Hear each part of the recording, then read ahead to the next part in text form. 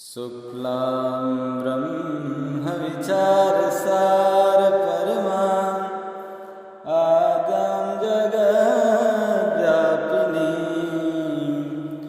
वीणां पुस्तकधारिणीमभयदां जाड्यान्धकारापहां हस्ते स्फाटिकमालिकां विदधतीं पद्मासने संस्थितां वन्दे तां परमेश्वरीं भगवतीं बुद्धिप्रदां शारदाम्।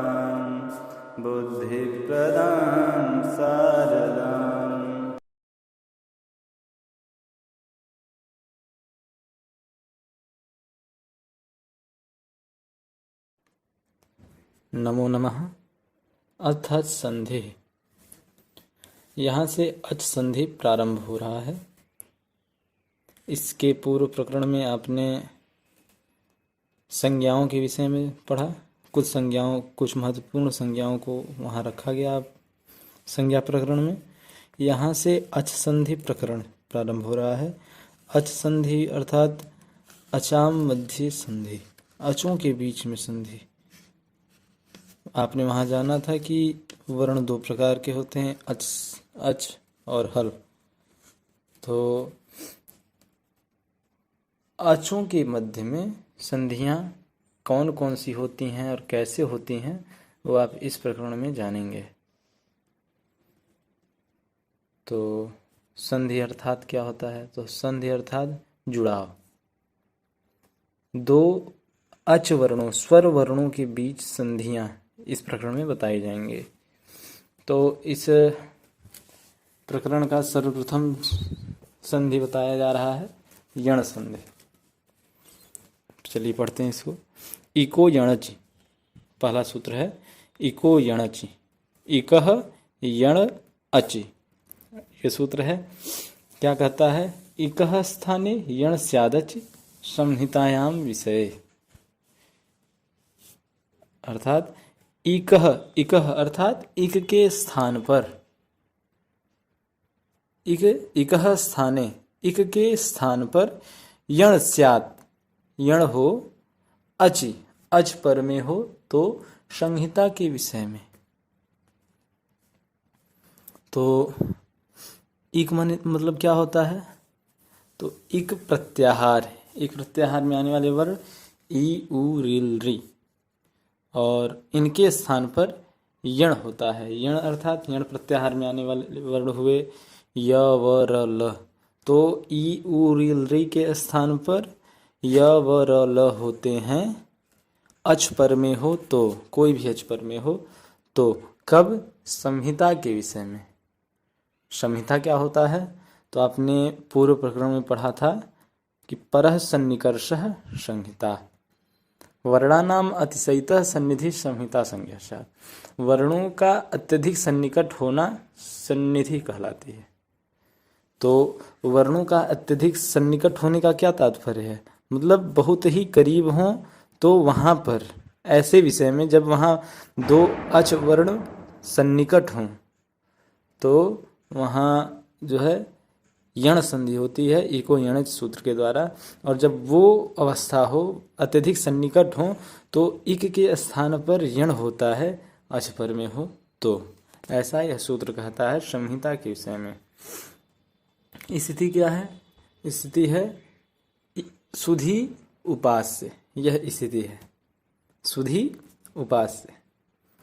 तो इस सुधि उपास्य को अगर देखा जाए तो ये स उ ध ई उपास्य ऐसा है। तो इक अगर देखा जाए तो सकारोत्तरवर्ती जो उकार है वो भी इक में आता है, और धकारोत्तरवर्ती इकार जो है यह भी इक में आता है। तो अब किस इक के स्थान पर होवे यण? तो अगला सूत्र क्या कह रहा है? तस्मिन्निति निर्दिष्टे पूर्वस्य सप्तमी निर्देशेन विधीयमानं कार्यं वर्णांतरेण अव्यवहितस्य पूर्वस्य बोध्यम। सप्तमी के निर्देश से विधीयमान जो कार्य वह वर्णांतर में अव्यवहित पूर्व को होता है। तो सप्तमी के निर्देश से विधिमान जो कार्य, तो यहाँ सप्तमी के निर्देश से विधिमान कार्य क्या है, पहले देखेंगे सप्तमी का निर्देश कहाँ है। तो इको यड़च ये जो सूत्र है, इसमें इको इति षष्ठ्यंतम, इकः इति षष्ठ्यंतम, यण इति प्रथमांतम, अचि इति सप्तम्यंतम। तो अचि, ये जो अचि है यह सप्तम्यंत है। तो अच को ही निर्देश मान करके इक के स्थान पर यण हो रहा है ना, तो उस निर्देश में कौन सी व्यक्ति है, सप्तमी। तो उस सप्तम्यंत को निर्देश मान करके विधीयमान जो कार्य अर्थात यण रूपी कार्य वह अव्यवहित पूर्व को होता है। वह कैसे इक को होगा, अव्यवहित पूर्व, वह उस अच के अव्यवहित पूर्व को होगा। तो सुधी उपास्य में जो उकार है, उपास्य का उकार है, उससे अव्यवहित पूर्व में कौन सा इक स्थित है, सुधी में जो धकारोत्तरवर्ती इकार है वह उपस्थित है। तो यहाँ पर यह हुआ कि धकारोत्तरवर्ती इकार के ही स्थान पर यण होगा। अब देखते हैं कि सुधी में धकारोत्तरवर्ती इकार है, अब उस एक इकार के स्थान पर यण प्राप्त है, यण ही तो कर रहा है, इको यण जी। तो वो जो एक इक है, ई वर्ण है, उसके स्थान पे य व र ल ये 4 वर्ण प्राप्त हैं। तो अब कौन किसके स्थान पर होगा, यह प्रश्न उठता है कि भाई स्थानीय तो एक ही है, एक ही स्थानीय है और 4 आदेश प्राप्त हैं, तो कोई एक होना चाहिए, एक के स्थानीय पर चारों तो होंगे नहीं। तो अगला सूत्र कहता है स्थानीयंतरतमः प्रसंगे सति सदृशतम आदेश स्यात्। प्रसंग होने पर, ऐसे प्रसंग में सदृशतम आदेश होता है। कैसा प्रसंग होने पर कि एक स्थान पर, एक स्थानीय के स्थान पर कई आदेश प्राप्त हों, ऐसे प्रसंग होने पर, ऐसा प्रसंग होने पर सदृशतम आदेश होता है। मतलब जो अत्यधिक सदृश होगा, अत्यंत सदृश जो होगा वह आदेश होगा। तो अत्यंत सदृश अर्थात सदृशता देखी जाएगी, तो सर्वप्रथम उच्चारण स्थान देखा जाएगा। उच्चारण स्थान ही मुख्य होता है, तो यहाँ उच्चारण स्थान देखा जाएगा। तो इकार का उच्चारण स्थान क्या है, तो इचु यसानाम तालु, इचु यसानाम तालु। तो यहाँ तालु स्थानीय ही कोई वर्ण होना चाहिए। तो अब य व र ल में से तालु स्थानीय कौन है, ई मतलब इकार, चू अर्थात चवर्ग च छ ज झ, और यकार और तालव्य सकार का तालु स्थान होता है। तो यण में से यकार जो है, य वर्ण जो है वही तालु स्थानीय हुआ। तो ई के स्थान पर यण रूपी जो कार्य होगा वो यकार होगा। यह निर्णित हो गया कि इको यणच से जो इक के स्थान पर यण प्राप्त है वो सुधि में धकारोत्तरवर्ती इकार के स्थान पर यकार रूपी कार्य होगा। अब क्या अवस्था हो गई, स उ ध य उपास्य, यह अवस्था हुआ। अब अगला सूत्र कह रहे हैं अनचि च, क्या कहता है, अचः परस्य यरो देवास्तः न त्वचि इसी धकारस्य द्वित्वेन सुधधय उपासे इति जाते। कह रहा है कि अचः परस्य, अचः परस्य, अच से परे यरह देवास्तः, यर को द्वित्व होता है, अच से परे यर के स्थान पर द्वित्व, मतलब यर को द्वित्व होता है। न तू अच, अच पर में न हो तो, अच से परे यर को द्वित्व होता है, अच पर में न हो तो सुध य उपास्य, यह जो अवस्था है स उ ध य उपास्य, स उ ध य, यह जो अवस्था है इसमें अच से परे यर, अच कौन सा है, तो सकारोत्तरवर्ती उकार है अच। और उस उकार से परे यर को द्वित्व होता है। यर में कौन सा वर्ण आता है? तो य व र ल म ङ न झ भ घ ढ ध ज ब ग ड द क फ छ ठ थ च ट त क प स ष स। तो इसमें धकार आता है, यर में धकार आता है, तो उ वर्ण से परे धकार को द्वित्व हो जाए, इक पर में न हो, अच पर में न हो तो। न त्वच कह रहा है ना कि अचह परस यरो द्विवास्तः न तू अचि। अच से परे यर को द्वित्व होता है, अच पर में न हो तो अच पर में नहीं है, यकार है कि नहीं। यहां धकार से परे इक तो अब रहा नहीं, क्योंकि इक को यण आदेश हो गया है। अब यहां अच तो मिलेगा नहीं, तो यहां पर धकार को द्वित्व हो जाएगा। क्या बनेगा? सु ध ध य उपास्य इति जाते। सु ध ध य उपास्य, यह अवस्था हो जाएगी। अगला सूत्र है झलाम जस झसी। स्पष्टम इति पूर्व धकार से दकार है। कर हैं स्पष्ट है, सूत्र से ही स्पष्ट है। क्या स्पष्ट हुआ? झलाम अर्थात झलाम स्थाने, जस अर्थात जसह स्यात् झसि परे। झल के स्थान पर जस होता है, झस पर में हो तो। अब झल ढूंढिए, झल में कौन कौन से वर्ण आते हैं? तो झ भ घ ढ द ज ब ग ड द ख फ छ ठ त च ट त क प श ष श ह, ये झल हो गए। तो इसमें धकार आता है, झ भ घ ढ ध धकार आ गया इसमें झल में। तो झल के स्थान पर जस होता है, जस अर्थात ज ब ग ड द, ये आदेश होते हैं।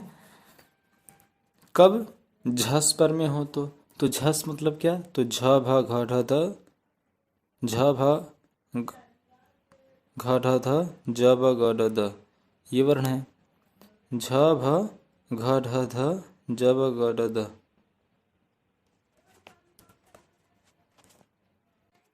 तो यहाँ पर जो पूर्व धकार है, सु ध ध य में जो पूर्व धकार है, वह अगर उसको झल मान लिया जाए तो उस झल से परे झस है, झस में भी ध आता है, तो झस के परे रहते पूर्व धकार के स्थान पर जस हो जाए।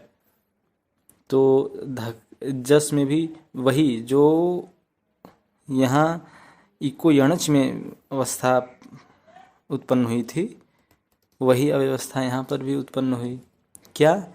कि एक स्थानीय है, उसके स्थान पर ज ब ग ड द, ये 5 स्थान आदेश प्राप्त हो रहे हैं।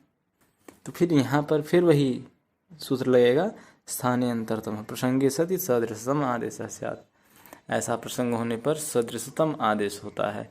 तो धकार का उच्चारण स्थान देखेंगे तो तवर्ग में पढ़ा गया है धकार, तो लृतुल सानाम दंता। क्या? लृतुल सानाम दंता।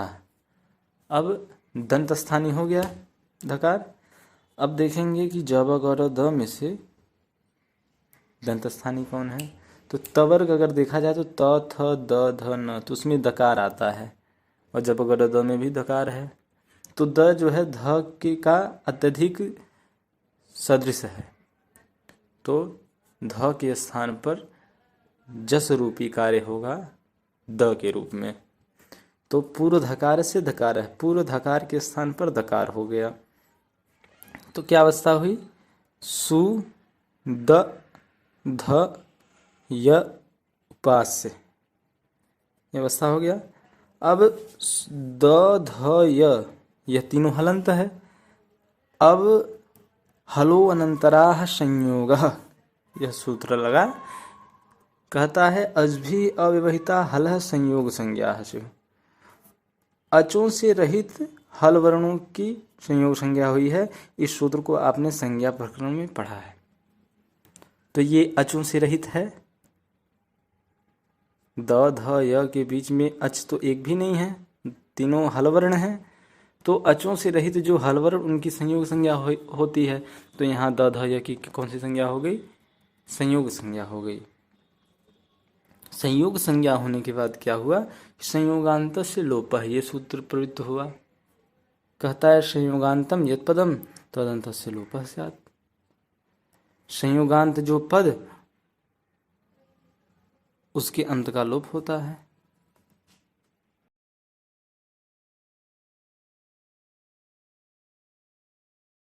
संयोगांत जो पद उसके अंत का लोप होता है। तो संयोगांत पद हुआ, संयोग संज्ञा किसकी हुई है? द ध य की हुई है। वह संयोग अंत में है जिसके, किसके अंत में है? तो शुद्ध के अंत में है वह, तो उसके अंत की का लोप प्राप्त हुआ। तो उस संयोगांत पद का अंत क्या है? संयोग है, संयोग ही तो अंत में है। तो संयोग का लोप प्राप्त हुआ किस सूत्र के द्वारा? संयोगांत से लोपः। तो अगला सूत्र यहाँ प्रवृत्त होता है अलो अंत्यस्य। कहता है षष्ठी निर्दिष्टो अंत्यस्याल आदेशः स्यात्। षष्ठी के निर्देश से, षष्ठी के निर्देश को मान करके होने वाला जो कार्य, होने वाला जो आदेश, वह अंतिम अल को होता है। अल इति वर्ण पर्यायः, अंतिम वर्ण को होता है। अल मतलब वर्ण होता है। तो षष्ठी को निर्देश मान करके होने वाला जो कार्य, होने वाला जो आदेश, वह अंतिम वर्ण को होता है। तो षष्ठी का निर्देश कहाँ है? तो संयोगांतस्य लोपः में संयोगांतस्य, यहाँ संयोगांत में षष्ठी विभक्ति लगी हुई है और संयोग को मान करके लोप हो रहा है तदंत का। संयोग को ही तो निर्देश करके तदंत का लोप माना जा रहा है। तो संयोगांत में तो षष्ठी विभक्ति है, तो षष्ठी विभक्ति को निर्देश को मान करके होने वाला जो लोप रूपी कार्य, वह अंतिम वर्ण को होता है। तो अंतिम वर्ण क्या हुआ? धकारोत्तरति यकार, तो यकार का लोप प्राप्त हुआ। इति यलोपे प्राप्ते, यकार का लोप प्राप्त हुआ। तभी कात्यायन, महर्षि कात्यायन जी के द्वारा लिखा हुआ एक वार्तिक प्रवृत्त होता है यणः प्रतिषेधो वाच्यः। क्या कहता है कि यण का प्रतिषेध जानना चाहिए। वह जो लोप रूपी कार्य हो रहा है, लोप रूपी जो कार्य हो रहा है, उसमें यण का प्रतिषेध जानना चाहिए, अर्थात यण का लोप नहीं होता है ऐसा जानना चाहिए। तो य के लोप का निषेध हो गया, अधीनम परिण संयोजन से यकार जाकर के उकार में मिल गया। अस्य हीन वर्ण पर में जाके मिल जाते हैं। तो क्या बना? शुद्ध्युपास्य, शुद्ध्युपास्य, शुद्ध्युपास्य, शुद्धि भी उपास्य है, शुद्ध्युपास्य है, शुद्धियों के द्वारा जो उपास्य हैं, अर्थात भगवान शिव, ऐसा अर्थ निकलता है। यहाँ शुद्ध्युपास्य है, इस रूप की सिद्धि हो गई। पुनः अनचिच, यह जो सूत्र है यह विकल्प से करता है। क्या? द्वित्व। कहा गया है कि अचः परस्य यरो द्विवास्तः न तु अचि।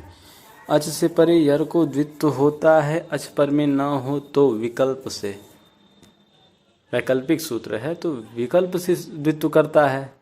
जिस पक्ष में द्वित्व नहीं होगा उस पक्ष में ध को द्वित्व नहीं होगा, फिर पूर्व धकार को दकार भी नहीं होगा झलाम झस से।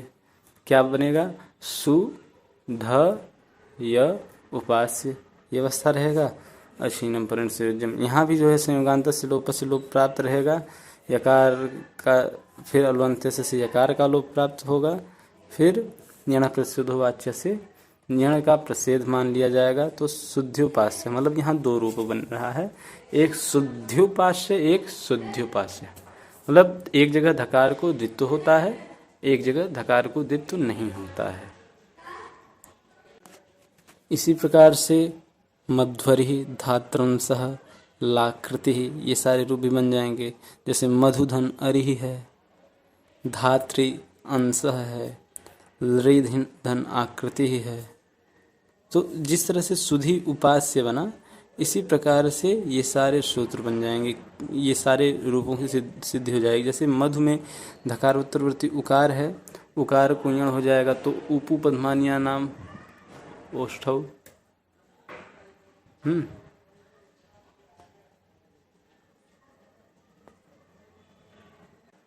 तो यहाँ उपू पद्मानिया नाम ओष्ठौ से यह होता है कि उकार का जो है ओष्ठ स्थान है। अब ओष्ठ स्थानी जब गड द में नहीं, यवर अल में कौन सा ओष्ठ स्थानी है? तो केवल ओष्ठ स्थानी तो कोई नहीं है, लेकिन वकार से दंतोष्ठम से दंतोष्ठ स्थानी वाला वकार हो जाता है। तो यहाँ उ के स्थान पे व आदेश प्राप्त होता है। तो मध म ध व अरे मध्वरी हो गया। यहाँ भी धकार को द्वित्व होता है एक पक्ष में, फिर पूर्व धकार को दकार हो जाता है, फिर यहाँ संयोगांत को लोप प्राप्त रहता है।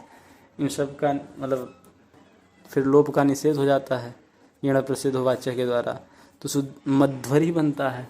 और एक पक्ष में धकार को द्वित्व नहीं होता है तो मध्वरी ही रह जाता है। तो यहाँ भी दो रूप बनेंगे, मध्वरी मध्वरी। इसी तरह धातृ धन अंश है, धातृ अंश में ई उ री है कि नहीं, तकारोत्तरवर्ती ऋकार। तो री के स्थान पर ऋटुर साणा मूर्धा स्थानीय होने की वजह से यण रूपी जो कार्य होगा वह रेफ होगा। ऋतु रसाणा मूर्धन है, री और र दोनों का मूर्धा स्थानीय होता है। तो धा त र अंश ये अवस्था हुई। फिर यहाँ पर अनचिच से तकार को द्वित्व हो जाएगा।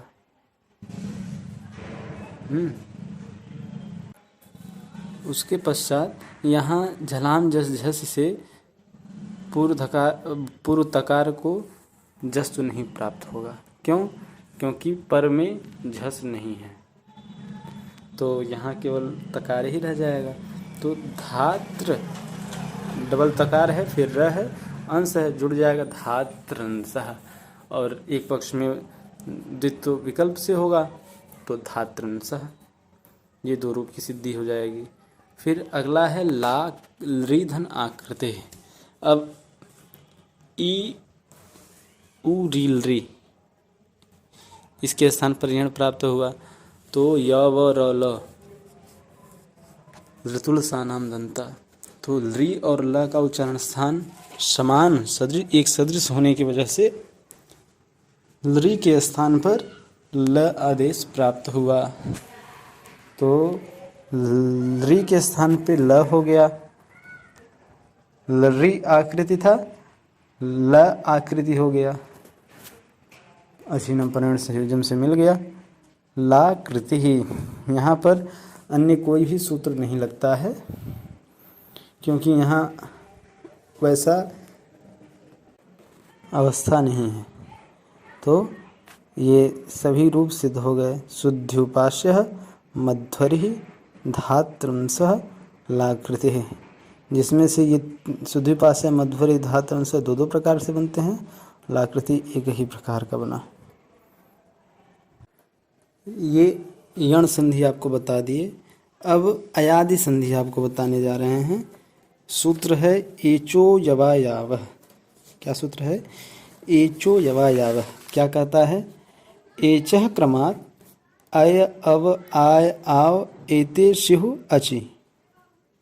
एचः क्रमात् अर्थात एचः मतलब एच के स्थान पर, एचः स्थाने एच के स्थान पर क्रम से अव आय आव अय अव आय आव ये होते हैं अच पर में हो तो।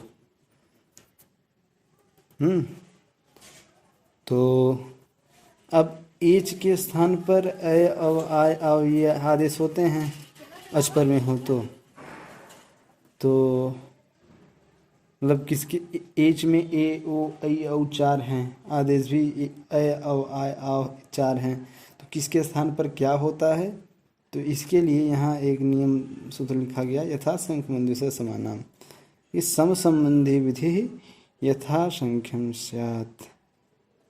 जो सम संबंधी विधि होते हैं वह यथासंख्य होते हैं। कैसे होते हैं? यथासंख्य होते हैं। तो यथासंख्य का अर्थ क्या हुआ? मतलब जिस क्रम से कहे गए हैं उसी क्रम से होते हैं। जो सम संबंधी विधि होते हैं वह, तो सम संबंधी विधि अर्थात जैसे एच आदि कौन है, एच में कौन कौन से प्रत्याहार, कौन कौन से वर्ण आते हैं इस प्रत्याहार में?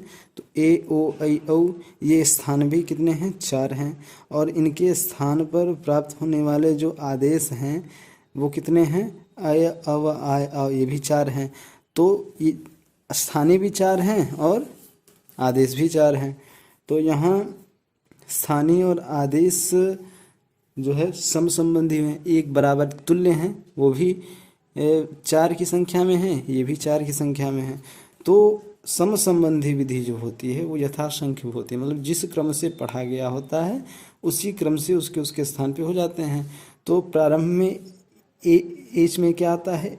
ए आता है, ओ आता है, ऐ आता है, औ आता है। और ये आदेश में क्या है? अय अव आय आव। तो पहला पहला क्या है? ए के स्थान पर ऐ आदेश हो जाएगा, ओ के स्थान पर अव आदेश हो जाएगा, ऐ के स्थान पे आय आदेश हो जाएगा और औ के स्थान पे आव आदेश हो जाएगा। यह निर्णित हुआ। जैसे हरे ए, क्या अवस्था है? हरे ए। हरे में क्या है? ह अ र ए, फिर आगे ए, यह अवस्था है। तो यहाँ क्या कह रहा है कि एचः क्रमात् अय अव आय आव एतेषु अच। तो एच को क्रम से अय अव आय आव ये होते हैं अच पर में हो तो यहाँ एच क्या है? रेफ, मतलब रकार उत्तरवर्ती जो एकार है वह एच में आता है। उसके स्थान पे अभी आपको बताया गया कि यथासंख्य मुद्देश्य समानाम, इस सूत्र की सहायता से यथासंख्य आदेश होते हैं। तो ए के स्थान पर अय आदेश होता है। तो यहाँ रेफ के आगे रकार उत्तरवर्ती एकार है ना, तो एकार के स्थान पर क्या आदेश होगा? अय आदेश हो जाएगा। तो हर अय ए अछीनम परिण संयोजन से मिला दीजिए, हरय ए हर ये बन गया हरे। इसी तरह विष्णु ए, विष्णु ए, यहाँ पर ऋकार उत्तरवर्ती ओकार है, ओकार के स्थान पर अवादेश होता है, अब आदेश होता है। तो विष्णु अव ए, अच पर में है, एकार अच में आता है, अच के परे रहते एच को याद संधियाँ हो रही हैं, आदेश हो रहा है। तो यहाँ ओकार को अब आदेश हो जाएगा। तो विष्णु अब ए, विष्णव ए, विष्णवे, इस तरह से विष्णवे भी बन गया। अब नई धन अकह है, नई अकह, तो नकार उत्तरवर्ती ऐकार है, नकार उत्तरवर्ती ऐकार है। उस ऐकार से परे क्या है? अकह का अवर्ण है, अवर्ण यानी अच, अच के परे रहते ऐकार के स्थान पर आयादेश हो जाएगा। क्रमात् से वहाँ कहा गया है यथासंख्य मंदेश समान नाम में यथासंख्य आदेश होते हैं। तो ऐ के स्थान पे आय आदेश होता है। तो न आय अकह, अच्छी पर्ण संयोजन से मिला दीजिए, नाय अकह नायकः। इस तरह पौ अकह, यहाँ औकार है, औकार के स्थान पे आवादेश कर दीजिए, प आव अकह पाव अकह पावकः, ये रूप बन गया। तो यहाँ अवादेश समझ में आ गया। आगे अगला सूत्र कह रहे हैं वांतो ये प्रत्यय। वांतो ये प्रत्यय क्या कहता है ये सूत्र? यकारादौ प्रत्यय परे ओदौ तोरौ आव एतौ स्तः। यकारादि प्रत्यय पर में हो तो ओत और औत को अव और आव आदेश होते हैं। यकारादि प्रत्यय पर में हो, ऐसा प्रत्यय पर में हो जिसके आदि में यकार हो तो उसके पूर्व में स्थित ओकार और औकार को अव और आव आदेश होते हैं। तो अवस्था क्या है यहाँ पर? गो धन यम, गो धन यम, यह अवस्था है। तो यहाँ पर जो यम है गोपयसोर यत सूत्र के द्वारा यत प्रत्यय होता है, वो वहाँ आप प्रत्यय प्रकरण में पढ़ेंगे। यहाँ केवल यही समझिए कि ये जो यत यम है, गो यम, यहाँ यम जो है यत प्रत्यय वाला यम है। तो यकारादि प्रत्यय हुआ यम और उससे पूर्व में गकार उत्तरवर्ती ओकार है। तो वांतोई प्रत्यय कहता है यकारादि प्रत्यय पर में हो तो ओकार और औकार को अव और आव आदेश होता है। तो यकार आदि प्रत्यय के परे रहते ओकार को अव आदेश हो जाएगा। तो ग ओ यम था, अब ग अव यम हो गया। अच्छी परिण से एकदम से जोड़ दीजिए, गव यम गव्यम। इसी तरह नौ यम, गव्यम अर्थात होता है गोर विकारो दध्यादि, गाय का विकार। पंचगव्यम कहा जाता है ना, पंचगव्यम। तो 5 प्रकार के विकार गाय के, तो वही गोयम मतलब गव्यम मतलब गाय का विकार। अब नौयम, नौयम, तो नौयम में क्या है? नकार उत्तरवर्ती औकार है। यहाँ पर भी यम है। यम यहाँ गोपैश्वर यत से नहीं बल्कि अन्य सूत्र से यहाँ पर यत प्रत्यय हुआ है। तो तरण अर्थ में यहाँ हुआ है यत प्रत्यय। तो नौ यम, इसमें नकारोत्तरवर्ती औकार है। तो औकार के स्थान पर आव आदेश हो जाएगा यकारादि प्रत्यय के परे रहते। तो न आव यम, नाव यम नाव्यम, नावातार्यम नाव्यम, नाव से पार करने वाला नाव्यम। नौकायाः तार्यम तरणीयम जलम, नाव के द्वारा पार किया गया जल, ऐसा नाव्यम। नाव्यम शब्द बनता है। तो गव्यम और नाव्यम दोनों शब्द सिद्ध हो गया। आगे एक कात्यायन जी के द्वारा लिखा हुआ एक वार्तिक कह रहे हैं कि अध्व परिमाणे च, अध्व परिमाणे च, अध्व मतलब होता है मार्ग, रास्ता, परिमाणे अर्थात मापन में। यकारादि प्रत्यय पर में हो या अध्व परिमाणक, यकारादि अध्व परिमाण पर में हो, यकारादि प्रत्यय पर में हो या यकारादि अध्व परिमाण पर में हो तो यकार और ओकार और औकार को अव और आव आदेश होता है। ऐसा ही इस वार्तिक के लिखने से ये अर्थ बन जाता है। तो यहाँ गो शब्द है, गो शब्द है और आगे युति शब्द है। युति अर्थात क्या होता है? तो युति शब्द का अर्थ होता है मापन, अर्थ है मार्ग को मापने अर्थ में है। 2 कोस ऐसा अर्थ होता है। 2 कोस, तो वहाँ पर 2 कोस, ये क्या है? मार्ग का परिमापक ही तो है कोस।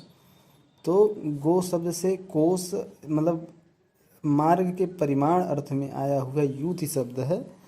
तो इसी वार्तिक के द्वारा गो शब्द में जो ओकार है उसको अवादेश प्राप्त हो जाएगा। अवादेश हो जाएगा तो गो युति था, अब गव युति हो गया, गवयुति हो गया। क्या अर्थ निकला कि गाय के द्वारा मतलब चला गया 2 कोस, ऐसा अर्थ निकलता है।